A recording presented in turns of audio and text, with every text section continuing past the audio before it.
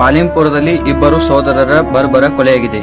ಮೃತಪಟ್ಟವರು ಆದರ್ಶ್ ಮತ್ತು ಆಕಾಶ್ ಅಂತ ಪೊಲೀಸರು ತಿಳಿಸಿದ್ದಾರೆ.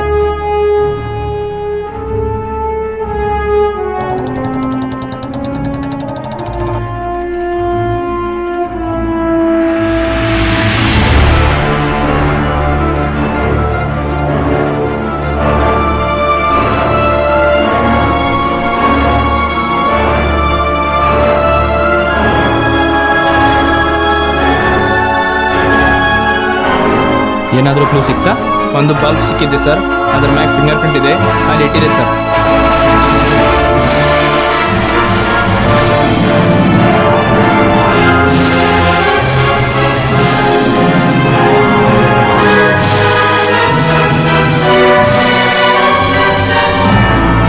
ನನಗೆ ಸುರೇಶ್ನ ಕೇಸ್ ಫೈಲು ಹಾಗೆ ಆಕ್ಸಿಡೆಂಟ್ ಆದಾಗ ತೆಗೆದ ಫೋಟೋಸ್ಗಳು ಬೇಕಿತ್ತು ಸರ್. ಸ್ವಲ್ಪ ಅರ್ಜೆಂಟ್ ಇತ್ತು. ಇಲ್ಲಿ ಬಸ್ ಸ್ಟ್ಯಾಂಡ್ ಹತ್ರ ಬಂದು ಕೊಡೋಕ್ಕಾಗುತ್ತಾ? ಆದ್ರೆ ಅವನ ಸಾವಿಗೆ ಮುಖ್ಯ ಕಾರಣ ಅವನ ತಲೆ ಹಿಂಭಾಗಕ್ಕೆ ಜೋರಾಗಿ ಪೆಟ್ಟು ಬಿದ್ದಿರೋದು.